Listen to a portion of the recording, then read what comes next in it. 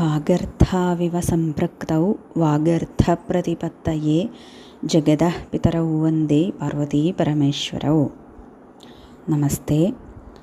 അപ്പോൾ കഴിഞ്ഞ ക്ലാസ്സിൽ 5ാം ക്ലാസ്സിലെ ആദ്യത്തെ പാഠം ജീവനം മനോഹരം എന്നുള്ള കവിത പഠിച്ചു. അപ്പോൾ ഈ ഒരു ക്ലാസ്സിൽ ഈ പാഠത്തിലെ പഠന പ്രവർത്തനങ്ങളും മറ്റും നോക്കാം. അപ്പോൾ ആദ്യം തന്നെ ഇവിടെ എഴുതിയിരിക്കുന്നത് പദച്ഛേദമാണ്. പദച്ഛേദം എന്ന് പറഞ്ഞാൽ എന്താണ്? ഇപ്പം നമ്മൾ മലയാളത്തിൽ പോയിട്ടുണ്ടായിരുന്നു എന്നൊരു വാക്ക് പറയും. അപ്പോൾ ഈ ഒരു വാക്കിനെ നമുക്ക് രണ്ടായിട്ട് മുറിച്ച് പറയാൻ പറ്റും അല്ലേ? പോയിട്ട് ഉണ്ടായിരുന്നു അങ്ങനെ പറയാം. അപ്പോൾ ഈ രീതിയിലാണ് പദച്ഛേദം എന്താണെന്ന് മനസ്സിലാക്കേണ്ടത്. നമുക്ക് ചില വാക്കുകളെ 2, 3, 4 ഒക്കെ ആയിട്ട് മുറിക്കാൻ പറ്റും, ഛേദനം ചെയ്യാൻ പറ്റും. അതിനെയാണ് പദച്ഛേദം എന്ന് പറയുന്നത്. അപ്പോൾ ഈ കവിതയിൽ ഇവിടെ 1, 2, 3, 4, 5, 6, 7, 8 വാക്കുകളുടെ പദച്ഛേദമാണ് കൊടുത്തിരിക്കുന്നത്. അപ്പോൾ നമുക്ക് നോക്കാം. ആദ്യത്തെ വാക്കാണ് പക്ഷി മൃഗാദയശ്ച എന്നുള്ളത്. ഇതെവിടെയാണ് വരണേ ഈ വാക്ക്? നമുക്ക് നോക്കാം. കവിത ഒന്ന് വായിച്ചു നോക്കാം. ഇതിൻ്റെ ആമുഖത്തിൽ നോക്കൂ. പ്രകൃതി ജീവദായിനി ആനന്ദദായിനി ച ഭവതി തത്ര വൃക്ഷലതാദയഃ പക്ഷിമൃഗാദയശ്ച എന്ന് പറയുന്നു. അപ്പോൾ ഈ വാക്കിനെ നമുക്ക് മുറിക്കാൻ പറ്റും. എങ്ങനെയാണ് മുറിക്കാൻ പറ്റുക? പക്ഷിമൃഗാദയശ്ച. ഇത് 2 വാക്ക് കൂട്ടി എഴുതിയിരിക്കുന്നതാണ് ഈ പക്ഷിമൃഗാദയശ്ച എന്നുള്ളത്. അപ്പോൾ അത് ഏതൊക്കെയാണ് 2 വാക്ക് എന്ന് ഇപ്പുറത്ത് എഴുതിയിരിക്കുന്നു. പക്ഷിമൃഗാദയഃ പ്ലസ് ച. ഇങ്ങനെ 2 വാക്കുകൾ, പക്ഷിമൃഗാദയഃ എന്നുള്ളത് ഒരു വാക്കും ച എന്നുള്ളത് രണ്ടാമത്തെ വാക്കും, ഈ 2 വാക്കുകളും കൂട്ടി ചേർന്നിട്ടാണ് പക്ഷിമൃഗാദയശ്ച എന്ന് എഴുതിയിട്ടുള്ളത്. അപ്പോൾ ഇതാണ് പദച്ഛേദം എന്ന് പറയുന്നത്. അപ്പോൾ ഇനി അടുത്ത വാക്ക് നോക്കാം. സുന്ദരമേതം. ഇതെവിടെയാണ് വരണേ? ആദ്യത്തെ 4 വരി നോക്കുക. പശ്യതു മൃദുലേ മമ നിലയം സുന്ദരമേതം ഇവിടെയാണ് വരുന്നത്. അപ്പോൾ ഇതെങ്ങനെയാണ്? ഇതിൽ എത്ര വാക്കുകളുണ്ട്? 2 വാക്കുകളുണ്ട്. ഏതൊക്കെയാണ്? ഇപ്പുറത്ത് എഴുതിയിരിക്കുന്നു സുന്ദരം പ്ലസ് ഏതം. ഇങ്ങനെ 2 വാക്കുകൾ കൂടി ചേർന്നിട്ടാണ് സുന്ദരമേതം എന്നുള്ള ഒറ്റ വാക്കാക്കിയിട്ട് മാറ്റിയിരിക്കുന്നത്. ഇനി അടുത്ത വാക്കാണ് താതസോദരയുഗളം. ഇതും ആദ്യത്തെ 4 വരിയിൽ വരുന്നു അല്ലേ? പശ്യതു മൃദുലേ മമ നിലയം. ഇതെന്തിനാ വീണ്ടും വീണ്ടും വായിക്കണമെന്ന് വെച്ചാൽ അത്രയും പ്രാവശ്യം നമ്മളത് വായിക്കുമല്ലോ എന്ന് വിചാരിച്ചിട്ടാണ്. അപ്പോൾ പശ്യതു മൃദുലേ മമ നിലയം സുന്ദരമേതം മമ നിലയം മാതാ താതസോദരയുഗളം. താതസോദരയുഗളം ഈ വാക്കിനെ എങ്ങനെയാണ് പദം പിരിക്കുക, പദച്ഛേദം ചെയ്യുക? താതഃ പ്ലസ് സോദരയുഗളം. ഇങ്ങനെ 2 വാക്ക് കൂടി ചേർന്നിട്ടാണ് എന്തുണ്ടായിരിക്കണത്? താതസോദരയുഗളം. ഇനി അടുത്ത വാക്ക് നോക്കാം. മാമകമുദ്യാനം. അതെവിടെയാണ് വരുന്നത്? അടുത്ത 4 വരിയിലാണ്. പശ്യതു മാമകമുദ്യാനം അല്ലേ? അപ്പോൾ മാമകമുദ്യാനം എന്നുള്ളതിനെ എങ്ങനെ പദം പിരിക്കും? മാമകം പ്ലസ് ഉദ്യാനം സമം എന്തായി? മാമകമുദ്യാനം എന്നായി. ഇനി അടുത്ത വാക്കാണ് വിവിധ സുമാന്യപി. നോക്കാം. പശ്യതു മാമകമുദ്യാനം വിവിധ സുമാന്യപി വിലസന്തി. അപ്പോൾ വിവിധ സുമാന്യപി ഇതിനെ പദച്ഛേദം ചെയ്തിരിക്കുന്നു. വിവിധ സുമാനി പ്ലസ് അപി. വിവിധ സുമാനി പ്ലസ് അപി സമം വിവിധ സുമാന്യപി. ഇനി അടുത്ത വാക്കാണ് നീഡാന്യേവം. നോക്കാം.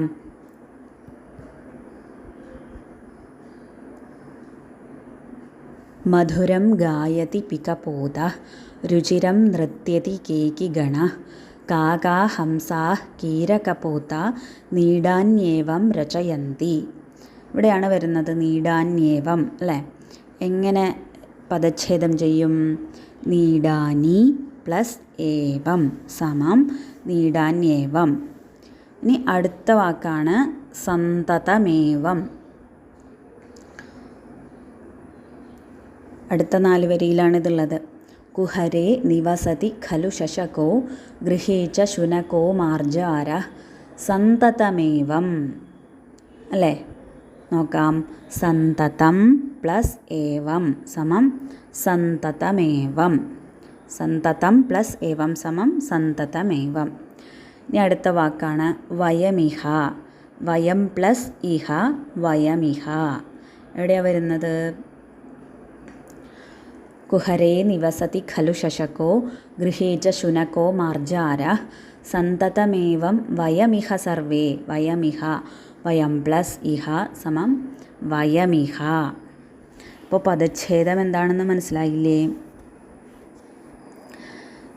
എന്താണെന്ന് മനസ്സിലായില്ലേ എന്ന് ഞാൻ ചോദിച്ചു. അപ്പോൾ എന്താണെന്ന് എന്ന് നമ്മൾ മലയാളത്തിൽ പറയില്ലേ, അതിനെ നമുക്ക് പദച്ഛേദം ചെയ്യാൻ പറ്റുമല്ലോ. എന്താണ് പ്ലസ് എന്ന് സമം എന്താണെന്ന് എന്നാവില്ലേ.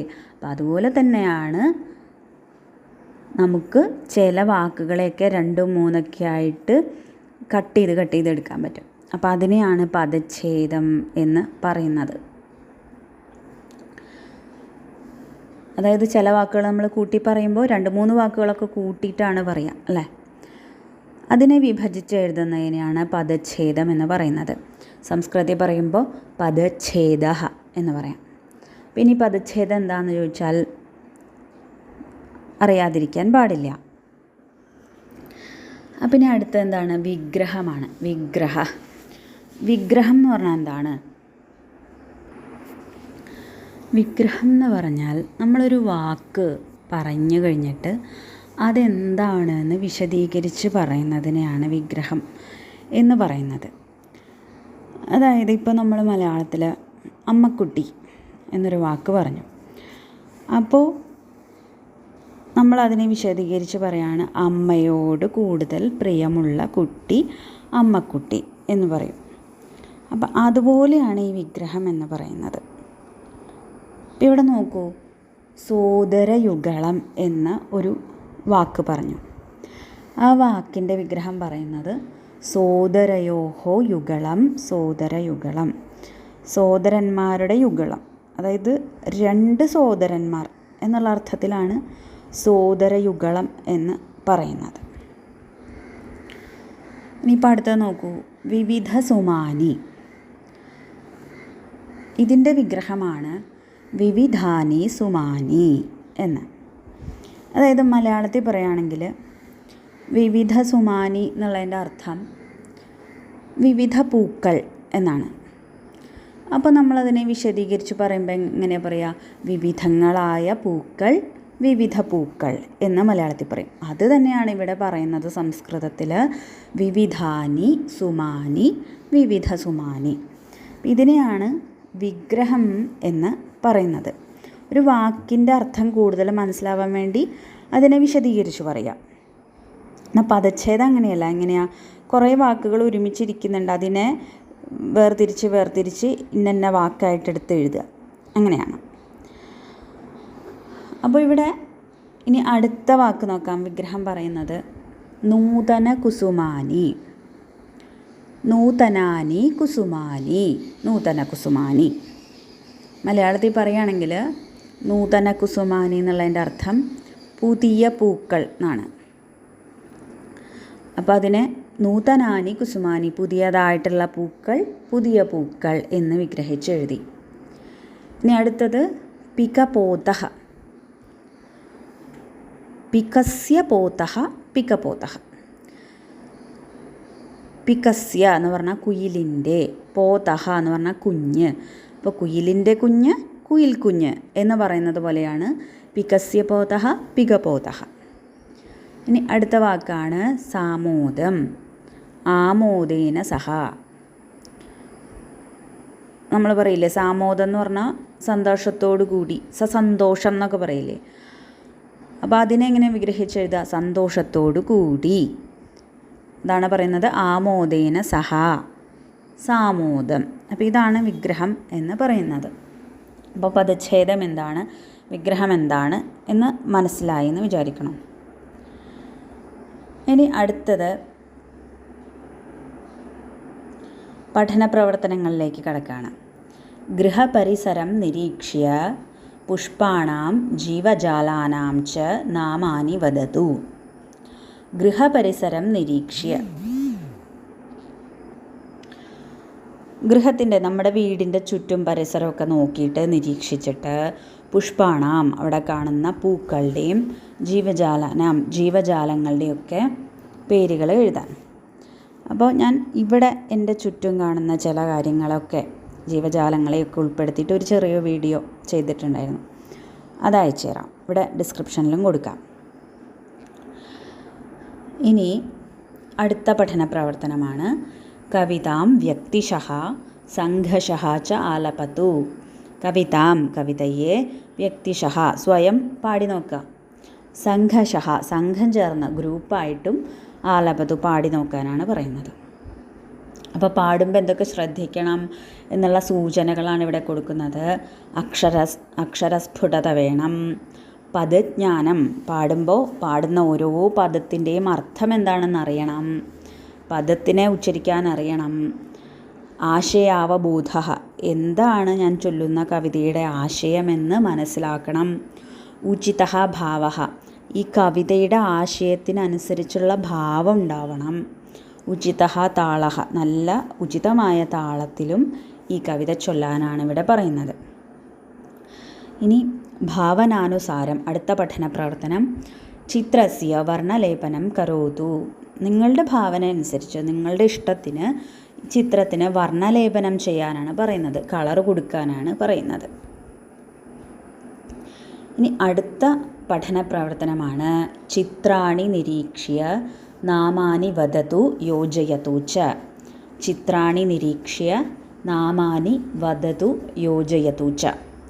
ഈ ചിത്രങ്ങൾ നോക്കിയിട്ട്, ചിത്രാണി നിരീക്ഷ്യ ചിത്രങ്ങൾ നോക്കിയിട്ട്, നാമാനി വദതു എന്തൊക്കെയാണ് കാണുന്നത് എന്നുള്ള പേരുകൾ പറയാനും, യോജയതു ച ചേരുംപടി യോജിപ്പിക്കാനാണ് പറയുന്നത്. അപ്പോൾ ആദ്യത്തെ ചിത്രം എന്താണ് കാണുന്നത്? ആദ്യത്തെ ചിത്രം വീടാണ് അല്ലേ, വീടാണ്. അപ്പോൾ പശ്യതു മൃദുലേ മമ നിലയം എന്ന് നമ്മൾ പഠിച്ചു. അപ്പോൾ നിലയഃ എന്ന് പറഞ്ഞാൽ വീട് എന്നർത്ഥം. അപ്പോൾ ഇവിടെ നോക്കാം, ആമ്രഹ മാതാ പനസഹ നിലയഃ. ഈ നിലയഃ ഇവിടേക്ക് വരച്ച് ചേർക്കണം. ഇനി ഇതെന്തിൻ്റെ ചിത്രമാണ്? മാവിൻ്റെ ചിത്രമാണ്. അപ്പോൾ മാവിനെന്താണ് സംസ്കൃതത്തിൽ പറയുക? അതാ ആമ്രഹ, ഇതിലേക്ക് വരയ്ക്കണം. ഇനി അടുത്ത ചിത്രം എന്താണ്? ചക്കയുടെ ചിത്രമാണ് അല്ലേ, പ്ലാവുമ്മേ ചക്ക നിൽക്കണം. അപ്പോൾ പ്ലാവാണ്. പ്ലാവിന് എന്താണ് സംസ്കൃതത്തിൽ പറയുക? പനസഹ എന്ന് പറയും. ഇനി അടുത്ത ചിത്രം അമ്മയുടെ ചിത്രമാണ് അല്ലേ, അമ്മയും കുഞ്ഞുമാണ്. അപ്പോൾ ഇവിടെ അമ്മയുടെ ചിത്രമാണ്. അപ്പോൾ അമ്മയ്ക്ക് എന്താണ് സംസ്കൃതത്തിൽ പറയാം? മാതാ എന്നാണ്. അപ്പോൾ അതിലേക്ക് വരയ്ക്കണം.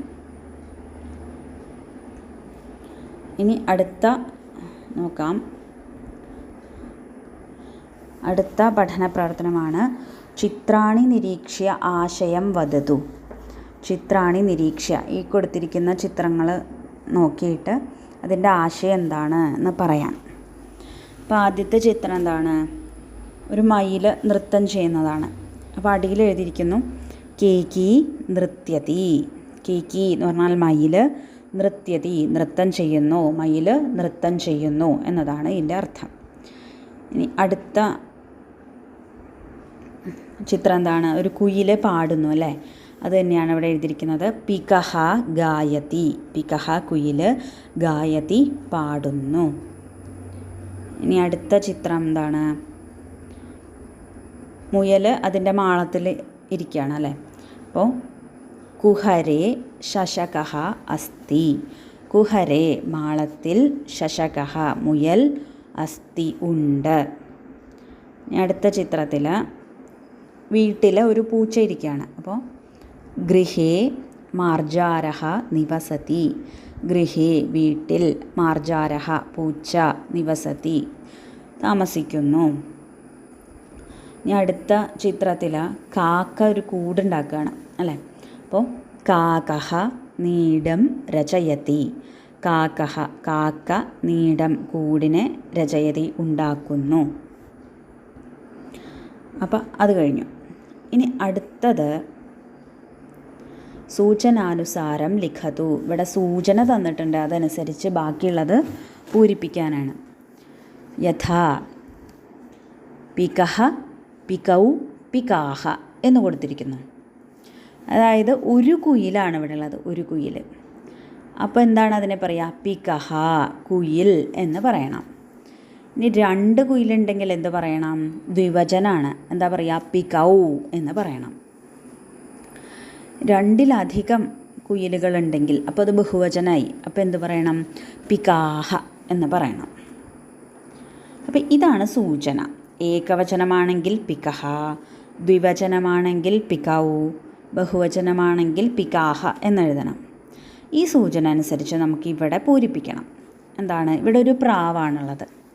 അപ്പോൾ എന്തെഴുതണം? കപോതഹ പ്രാവ് എന്നെഴുതണം. ഇനി 2 പ്രാവുണ്ടെങ്കിൽ അപ്പോൾ എങ്ങനെയാണ് എഴുതുക? പികൗ എന്ന് എഴുതിയതുപോലെ ഇവിടെ എങ്ങനെ എഴുതണം? കപോതൗ എന്നെഴുതണം. ഇനി 2-ലധികം പ്രാവുകളുണ്ടെങ്കിൽ അപ്പോൾ എന്തെഴുതണം? പികാഹ എന്ന് എഴുതിയതുപോലെ കപോതാഹ എന്നെഴുതണം. അപ്പോൾ അതാണ് ഏകവചനം, ദ്വിവചനം, ബഹുവചനം. പുല്ലിംഗത്തിൽ കേട്ടോ. സംസ്കൃതത്തിൽ 3 ലിംഗങ്ങളുണ്ട്: പുല്ലിംഗം, സ്ത്രീലിംഗം, നപുംസകലിംഗം. അപ്പോൾ പുല്ലിംഗത്തിലാണ് ഇങ്ങനെ വരുന്നത്. ഇനി അടുത്തത് എന്താണ്? ഹംസഹ.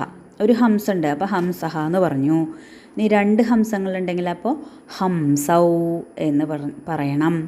2-ലധികം ഹംസങ്ങളുണ്ടെങ്കിൽ ഹംസാഹ എന്ന് പറയണം.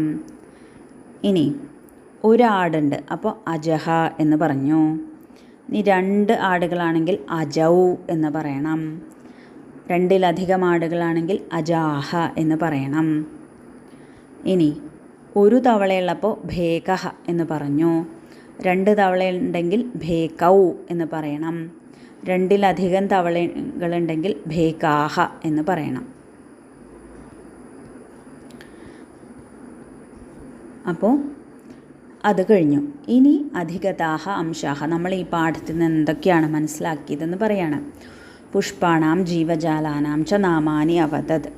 പുഷ്പങ്ങളുടെയും ജീവജാലങ്ങളുടെയൊക്കെ പേരുകൾ പറഞ്ഞു എന്ന് പറയുന്നത് നമ്മുടെ ഒരു പ്രവർത്തനം ഉണ്ടായിരുന്നു, നമുക്ക് ചുറ്റുമുള്ള പുഷ്പങ്ങളുടെയും ജീവജാലങ്ങളുടെയും പേര് എഴുതാനായിട്ട്. അപ്പോൾ നമുക്കതാ വീഡിയോയും കൂടി നോക്കാം. ഇനി കവിതാം സതാളം ആലപത്. കവിതയെ നല്ല മനോഹരമായിട്ട് താളത്തോടുകൂടി പാടി. ചിത്രം വർണ്ണലേപനേന സുന്ദരം അകരോത്. ചിത്രം, ഒരു വീടിൻ്റെ ചിത്രം ഉണ്ടായിരുന്നല്ലോ, അത് കളറൊക്കെ കൊടുത്ത് നല്ല സുന്ദരമാക്കി.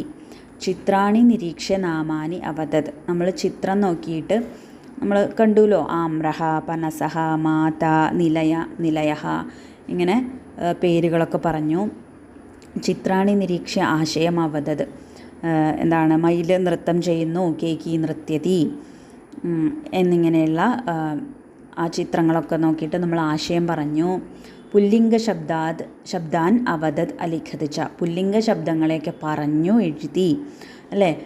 ഒരു തവളയാണെങ്കിൽ ഭേകഹ, 2 തവളയാണെങ്കിൽ ഭേകൗ, 2-ലധികമാണെങ്കിൽ ഭേകാഹ എന്നുള്ള രീതിയിലൊക്കെ നമ്മൾ പുല്ലിംഗ ശബ്ദങ്ങളെ പഠിച്ചു.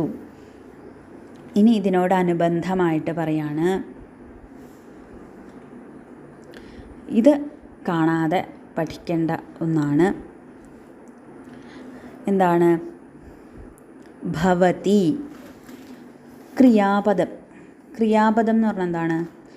ചെയ്യുന്നു എന്ന് പറഞ്ഞാൽ അതൊരു ക്രിയാപദമാണ് അല്ലേ. അപ്പോൾ ഭവതി എന്ന് പറഞ്ഞാൽ ആകുന്നു എന്നർത്ഥം, അതൊരു ക്രിയാപദമാണ്. ഭൂധാതുഹു. ഭൂ എന്നുള്ള ധാതുവിൽ നിന്നാണ് ഈ ക്രിയാപദം ഉണ്ടായിട്ടുള്ളത്. പരസ്മൈപതി ലട്ട്. ലട്ട് എന്ന് പറഞ്ഞാൽ വർത്തമാനകാലമാണ്. വർത്തമാനകാലത്തിൽ ഉള്ള രൂപമാണിത്, ഇപ്പോൾ നടക്കണ കാലം. അപ്പോൾ ഏകവചനം, ദ്വിവചനം, ബഹുവചനം ഇങ്ങനെ 3 തരത്തിലുണ്ട്. പ്രഥമ പുരുഷൻ, മധ്യമ പുരുഷൻ, ഉത്തമ പുരുഷൻ, ഇങ്ങനെ 3 പുരുഷന്മാരുണ്ട്. അപ്പോൾ അത് എന്താണെന്ന് പിന്നെ പറയാം. ഇപ്പോൾ അത് കാണാണ്ട് പഠിക്കുക. എങ്ങനെയാണ് പഠിക്കുക? ഭവതി, ഭവതഃ, ഭവന്തി, ഭവസി, ഭവഥഃ, ഭവഥ, ഭവാമി, ഭവാവഹ, ഭവാമഹ എന്നിങ്ങനെ പഠിക്കുക. ഇനി അടുത്തത് അകാരാന്ത പുല്ലിംഗ ബാലശബ്ദമാണ്. അതെന്താണ് എന്ന് വെച്ചാൽ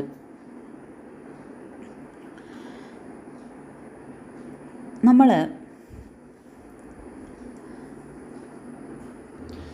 ഇങ്ങനെ മനസ്സിലാക്കാം. സംസ്കൃതത്തിൽ 2 തരത്തിലുള്ള ശബ്ദങ്ങളുണ്ട്. നാമപദങ്ങളും ക്രിയാപദങ്ങളും. നാമശബ്ദങ്ങളും ക്രിയാപദങ്ങളും. നാമപദങ്ങൾ എന്ന് പറഞ്ഞാൽ ഉദാഹരണം പറയുകയാണെങ്കിൽ ഇപ്പോൾ ബാലശബ്ദം, ബാലൻ, സീത, രാമഃ, വൃക്ഷഃ, കുണ്ഡം, പുസ്തകം, ഇതൊക്കെ നാമശബ്ദങ്ങളാണ്. ക്രിയാപദങ്ങളെന്ന് പറഞ്ഞാൽ ആകുന്നു, ഓടുന്നു, ചാടുന്നു, എഴുതുന്നു, ഇതൊക്കെ ക്രിയാപദങ്ങളാണ്. ഈ ക്രിയാപദങ്ങളിൽ പെട്ടതാണ് ഭവതി എന്നുള്ളത് നമ്മൾ തൊട്ട് മുമ്പ് പറഞ്ഞത്. അപ്പോൾ അതിനാണ് ഈ പുരുഷന്മാരൊക്കെ വരണത്. പ്രഥമ പുരുഷൻ, മധ്യമ പുരുഷൻ, ഉത്തമ പുരുഷനൊക്കെ. ഇവിടെ നാമപദങ്ങൾക്ക് ഉദാഹരണമാണല്ലോ ബാലശബ്ദം. അപ്പോൾ ഈ നാമപദങ്ങൾക്ക് വിഭക്തികളാണ് വരിക. വിഭക്തി 7 വിഭക്തികളാണുള്ളത്. എന്താണ് ഈ വിഭക്തി എന്ന് പറഞ്ഞാൽ? 7 വിഭക്തികൾ ഏതൊക്കെയാണെന്ന് ചോദിച്ചാൽ പ്രഥമ, ദ്വിതീയ, തൃതീയ, ചതുർത്ഥി, പഞ്ചമി, ഷഷ്ഠി, സപ്തമി, ഇതാണ് 7 വിഭക്തികൾ. ഇതിനെ കൂടാതെ സംബോധന പ്രഥമ എന്നുള്ളൊരു എണ്ണം കൂടിയുണ്ട്. അപ്പോൾ നമുക്കിപ്പോൾ ബാലഹ എന്ന് പറഞ്ഞാൽ ബാലൻ എന്നർത്ഥം. നമുക്ക് നമ്മുടെ ജീവിതത്തിൽ ബാലൻ എന്ന് മാത്രം പറഞ്ഞുകൊണ്ടിരിക്കാൻ പറ്റുമോ? നമ്മൾ സംഭാഷണം ചെയ്യുമ്പോഴും ഒക്കെ നമുക്ക് ചിലപ്പോൾ ആ ബാലനെ ഇങ്ങോട്ട് വിളിക്കൂ, അതായത് ആ കുട്ടിയെ ഇങ്ങോട്ട് വിളിക്കൂ, ബാലനോട് ഇങ്ങനെ പറയൂ. ബാലൻ എന്ന് പറഞ്ഞാൽ ആൺകുട്ടി, പിന്നെ ഇത് ബാലനുള്ളതാണ്. ഇങ്ങനെയൊക്കെ പലതരത്തിൽ ബാലന്, ബാലനെ, ബാലനാൽ, ബാലന് വേണ്ടി, ബാലനിൽ നിന്ന്, അങ്ങനെയൊക്കെ പലതരത്തിൽ നമുക്ക് പറയേണ്ടി വരും അല്ലേ?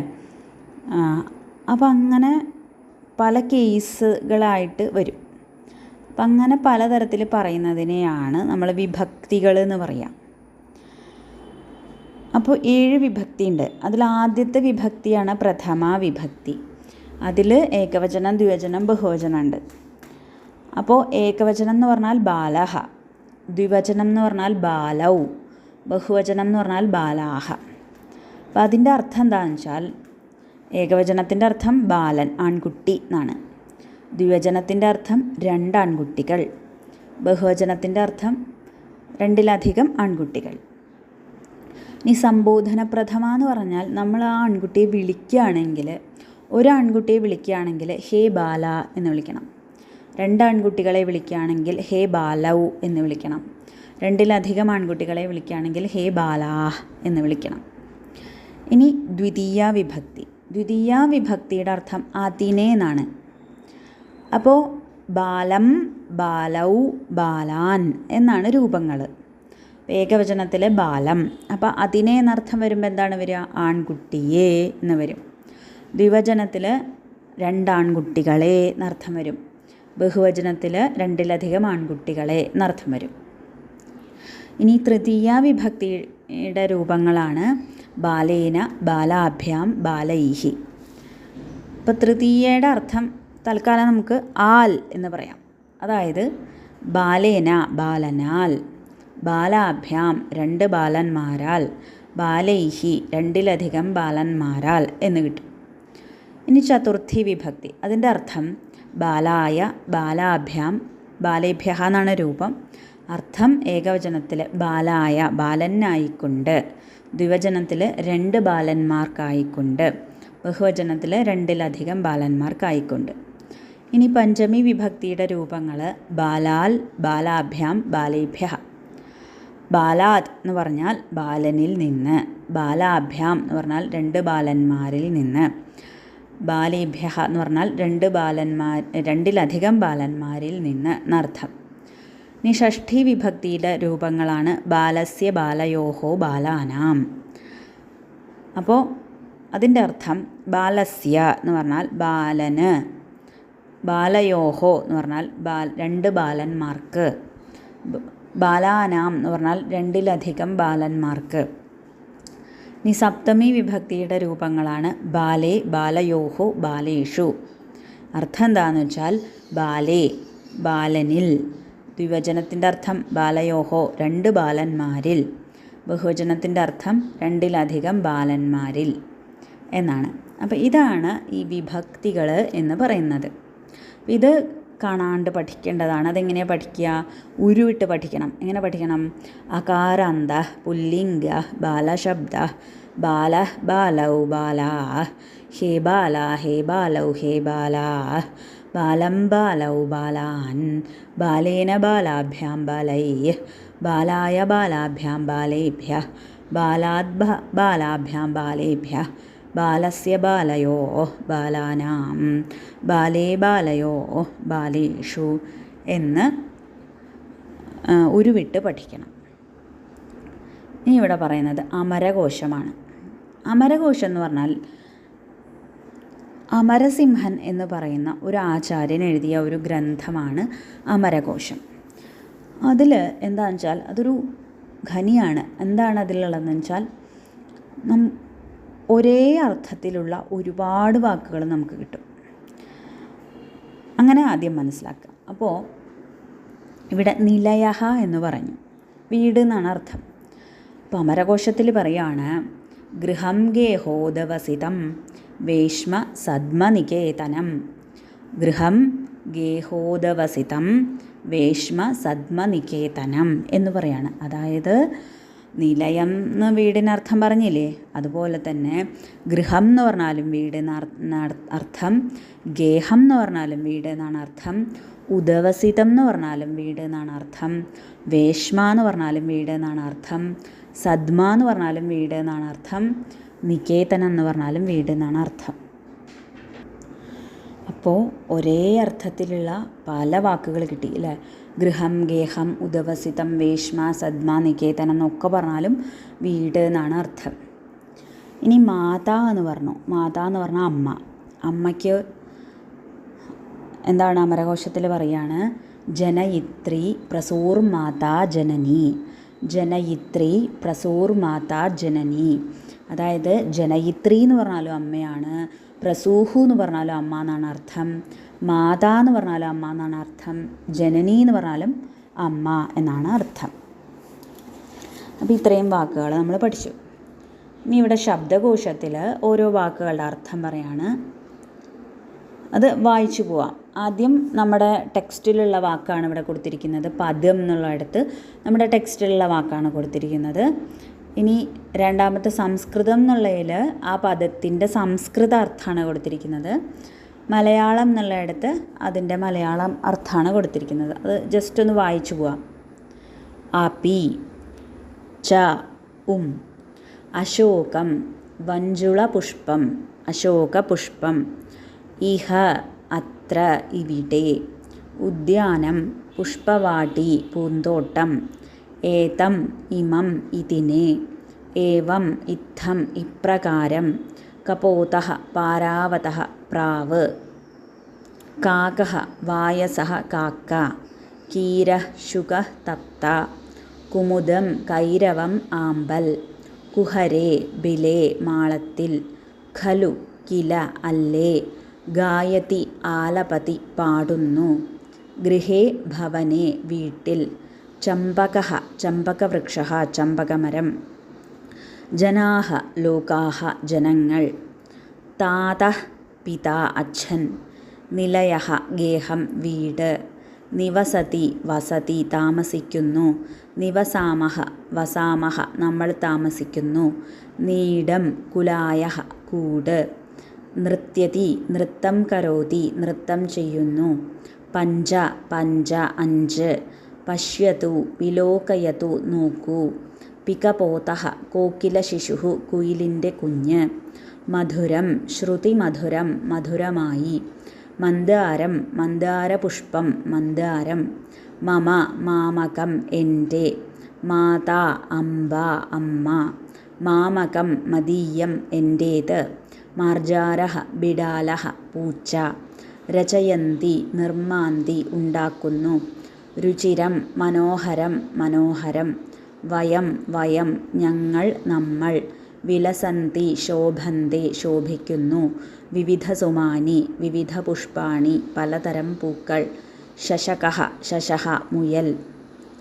ശുനകഃ കുക്കുരഃ നായ. സഖി മിത്ര സുഹൃത്തേ. സന്തതം നിരന്തരം എപ്പോഴും. സർവേ അഖിലാഃ എല്ലാവരും.